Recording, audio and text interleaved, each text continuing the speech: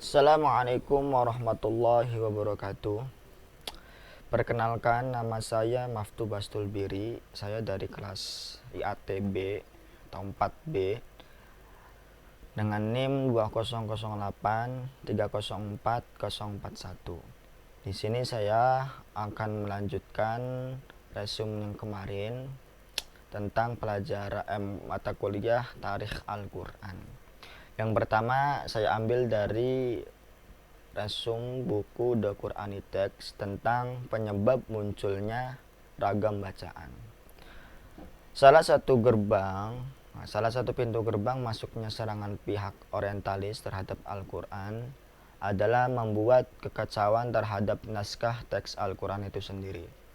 Kurang lebih terdapat 250.000 naskah Al-Quran dalam bentuk manuskrip secara lengkap maupun sebagian-sebagian.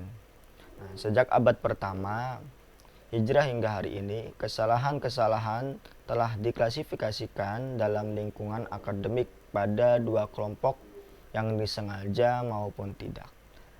Dalam koleksi manuskrip yang banyak ini sudah pasti dalam sekejap mata para penulis boleh melakukan kesalahan yang tidak disengaja.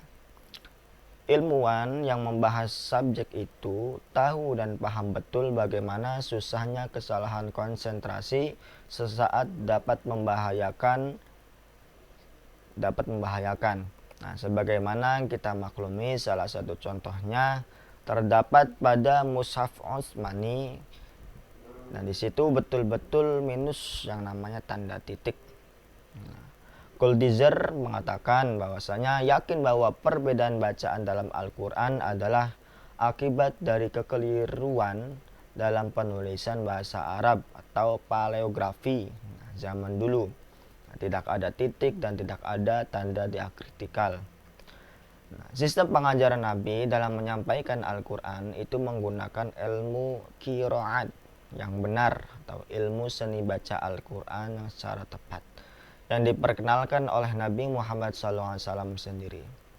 Suatu praktek ini yang menunjukkan tata cara bacaan setiap ayat. Aspek ini juga berkaitan erat dengan kewahyuan Al-Quran. Teks Al-Quran telah diturunkan dalam bentuk ucapan lisan dan dengan mengumumkannya secara lisan pula. Berarti Nabi Muhammad SAW secara otomatis menyediakan teks dan cara pengucapannya pada umatnya. Sistem yang Nabi ajarkan itu sudah mulai sirna ketika Nabi berada di Madinah dengan alasan yang sudah tersebar luasnya di wilayah non-Arab yang memang sangat sulit untuk membaca tulisan tersebut. Dari situlah muncul istilah-istilah ragam bacaan. Yang kedua dari buku rekonstruksi tentang asal-usul keragaman bacaan Al-Quran. Salah satu sebab yang melatar belakangi munculnya keberagaman bacaan Al-Quran adalah ketidaksempurnaan aksara Arab, yakni scriptif defectiva, yakni tidak memiliki tanda-tanda vokal dan tidak diakritis pembeda konsonan berlambang sama. Memang dengan adanya keberagaman ini sudah tidak asing lagi di dalam agama Islam itu sendiri. Sebagaimana dikemukakan Al-Jazairi, Ibnu Abi Hashim pernah mengungkapkan bahwasanya pandangan bahwa sebab terjadinya perbedaan bacaan dalam tradisi qiraah 7 atau qiraah 7 dan tradisi-tradisi bacaan di luarnya adalah bahwa di kawasan-kawasan utama Islam yang memperoleh kiriman salinan Mushaf Utsmani telah berdiam kepada para sahabat Nabi, yang darinya masyarakat wilayah tersebut mempelajari bacaan Al-Quran darinya. Karena salinan-salinan mushaf yang dikirim Utsman ditulis dalam bentuk scriptio defectiva, maka masyarakat di tiap wilayah itu tetap membaca mengikuti bacaan yang mereka pelajari dari para sahabat Nabi sepanjang bersesuaian dengan teks Utsmani. Sementara yang tidak bersesuaian dengannya ditinggalkan. Nah, dari sinilah muncul keberagaman bacaan di kalangan qurra dari berbagai wilayah Islam.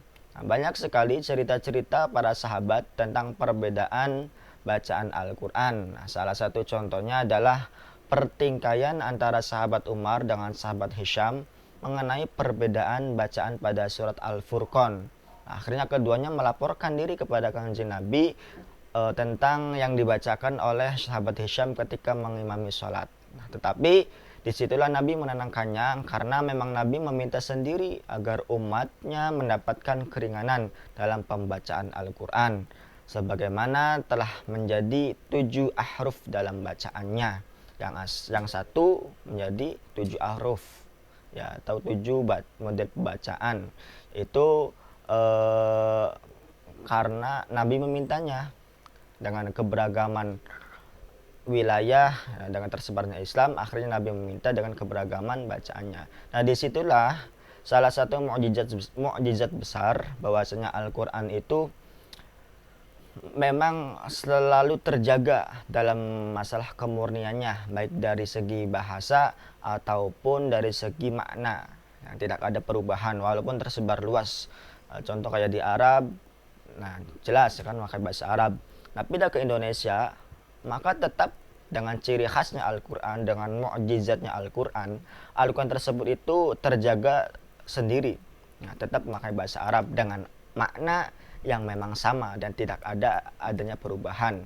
Memang ketika ada salah satu sekongkol yang ingin merubahnya, maka disitulah Nabi akan mengadabnya. Nah, disitulah salah satu mukjizat dari Al-Quran, ya, selalu terjaga dari asal kemurniannya. Nah, cukup sekian dari saya. Apabila ada salah kata ataupun ucapan, saya mohon maaf. Assalamualaikum warahmatullahi wabarakatuh.